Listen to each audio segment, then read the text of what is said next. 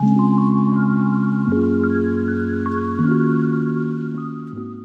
as you can see, my tree is still far from finished. Unfortunately. I had hoped, perhaps, to have a completed work to show you. Nor am I shaming Spring for her continued failure to finish the landscaping. In fact, it's been a little bit since I've seen her. I wonder. It's nothing. After all, it's only been a month. And she did so helpfully draw the build theme of spooky, and given that theme, well, that's practically an invitation for me to do the build contest this month, which, to be fair, I'm almost late for, but almost still gives me plenty of time. I might need that. It depends on whether people in the shopping district will allow me to convert diamonds to wither skulls, or whether I will need to go acquire some skulls of my own. So, let's grab some ominous cobwebs, some weeping vines, and I could have sworn that somewhere in this monstrosity of a sorting system, there was crimson nylium once. Ha! It is still here. Now, I could go for any number of schools of ominous fae, but I fear that it won't quite fit properly into such a tiny space as has been allocated for this build contest. So instead, I'm going for a slightly different theme.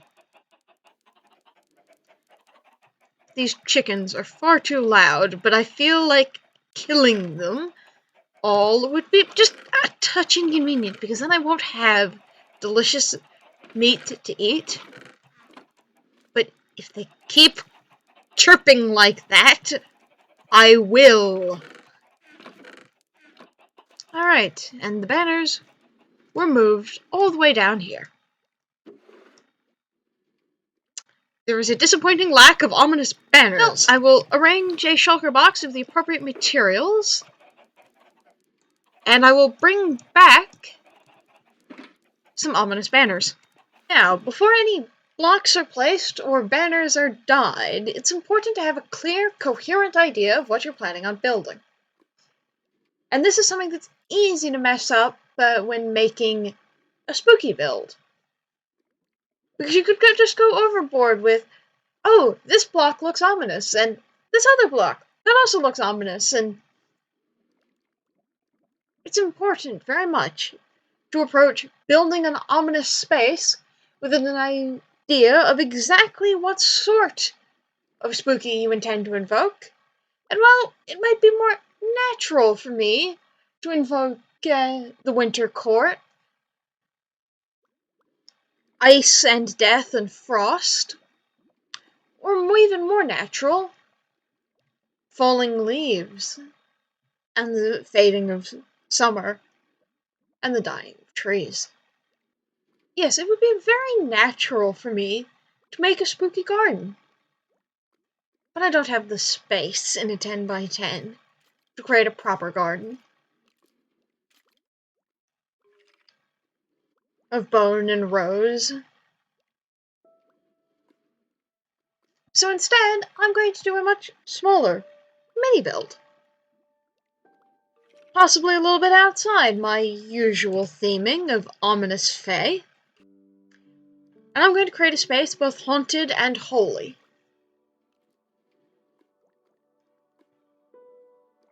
A place that was once beautiful and beloved, now desecrated. In other words, I'm intending on making a ruined church repurposed into dark rituals. So perhaps the stained glass broken in shards, or perhaps windows that once had a pattern, but are now so covered in dust and grime and the weight of years that you cannot tell what it was, and that the light no longer reaches through properly. maybe some haunted cobwebs, because those are overdone, but they do work to give an area an abandoned feel. And the particular idea that has my banners. Banners that once stood when the church was a holy place, now dipped in blood and tattered. So I'm thinking a very simple pattern. Some blues and golds. And of course, none of them stack, because a banner once placed retains that eternal quality of being tainted by the placement of it. Now, if I'm lucky, this is a design that's going to be nice and coherent at minimal work.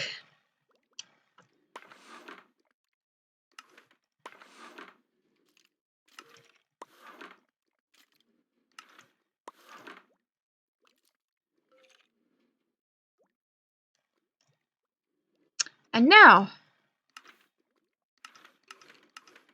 that doesn't quite look tattered in the way I want it to look tattered.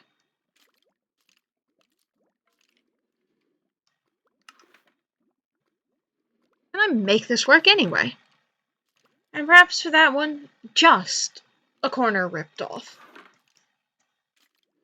After all, if all of the banners were tattered in the same way, would it really look tattered? Tattered. Stained. That works. And I am, of course, bringing the poppies with me for when I need red dye. And I'm doing this with a very coherent build palette of black and red. It is, after all, my colors. Important to bring a coherent design idea, I said. Why am I carrying 16 bookshelves? I need the tools to make a lectern, and that's it. Likewise, I cannot possibly use that much crimson nylium in this build. Who packed this shulker box? Oh, I did. Oh. Well, regardless, the first step is to establish a presence. Space. And actually, the first thing is not to construct the back wall here. It's to construct a floor. Let's do this in cobblestone and tuff. I should scatter perhaps moss through this, except I am doing a very coherent red and black palette, and there was no room in that for green. And it's just a subtle detail, but the lectern design does have, and of course, this is two aligned, which means I cannot have a lectern sitting back here fitting perfectly. But just a little touch of red there. It sits so beautifully.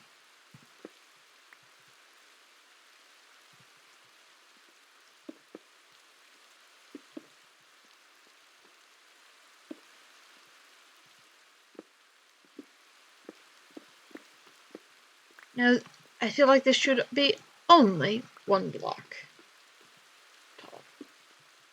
2 blocks tall just is too tall.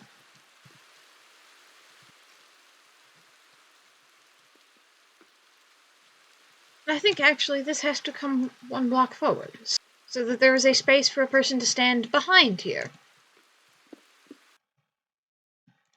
And there we go, a lovely place from which to stand and address a congregation of people. Or it would be, if I wasn't about to thoroughly desecrate this temple once I finish making it. And the structure, while it already evokes some of the shapes of a holy place, the design language on it is anything but warm and welcoming and friendly. This is not a safe shape. It's a sharp and jagged thing. Admittedly, there's not all that much room in a 10x10 to make it safe. And there is a long-standing tradition of the diamond as a symbol, or of the triangular shape language as an invocation of power. And it's also a natural conclusion of building. But at the same time, the shape language on those windows is that of a harsh thing.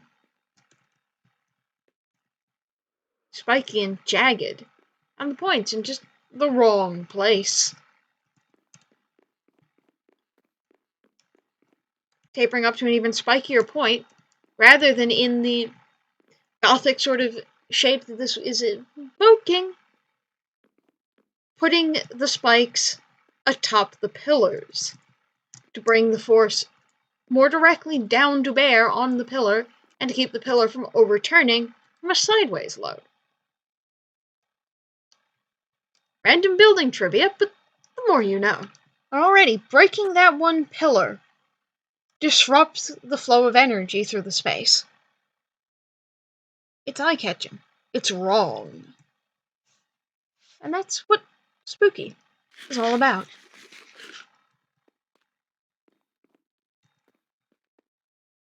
Ugh. I'm disappointed by the banners. They don't work. It was a lovely idea, but alas, some ideas were just not meant to be. And this spattering of banners, they just do not look ragged enough. They detract from the black stone of the building, dark and looming. But random splashes of red carpeting, those I will have a use for. Alrighty, that's off to a lovely start for desecration.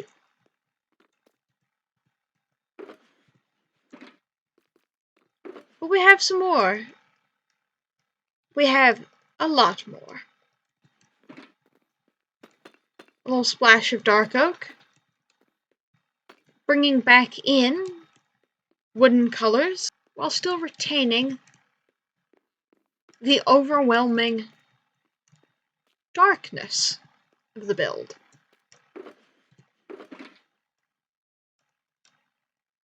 And I will put in the weeping vines dripping. But first, I have some candles to scatter around.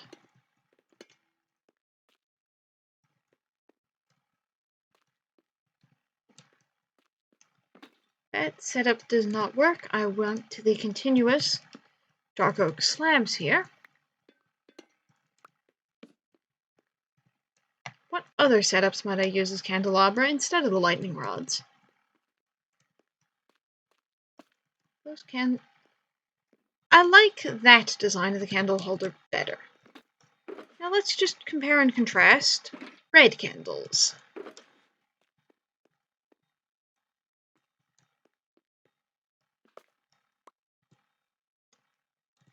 I think white candles on the walls here. But perhaps some red candles on the altar.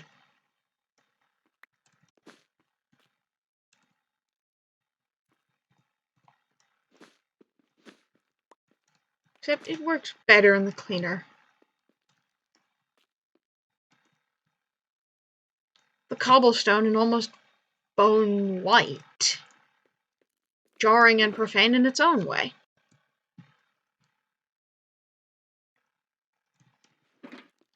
And now the weeping vines dripping red.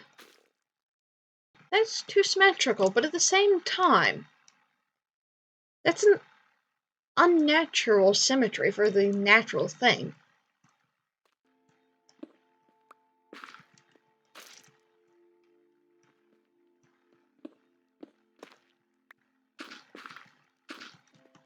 And that, far more, is the ominous red carpeting.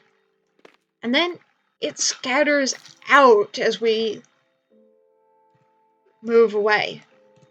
Yes, that works. But no crimson roots along the main structure. Just the scattering of nylium. And more dots of redstone. Keep it simple and keep it effective. And yes, I definitely need the candles and the cobblestone for the cobwebs to work, because it reintroduces this jarring white.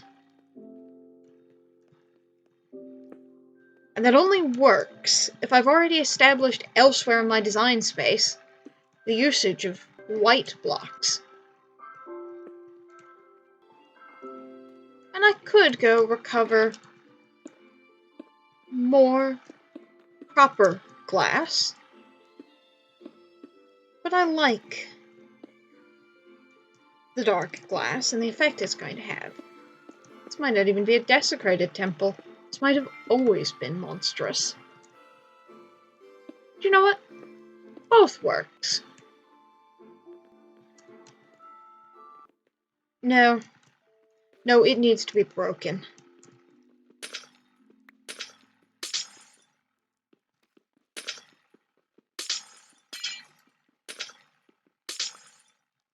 Let's introduce that ruined energy.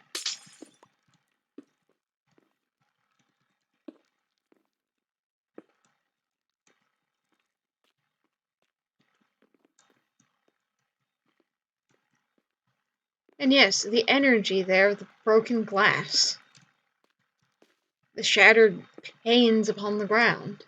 Oh, that's cursed. But it works. Strange dark energy spilling out? Instead of quite the broken glass vibe I was going for. And let's highlight the empty space in that window. There's some more cobwebs. This window has been broken a very long time.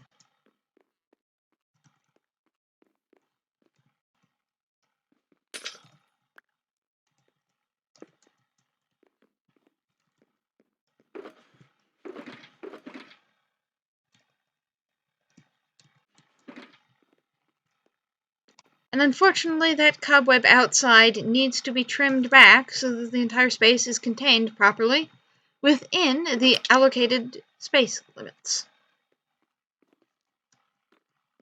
This is perhaps not a perfect lesson in how to do spooky decorating, but I think it is a lovely spooky build to finish on.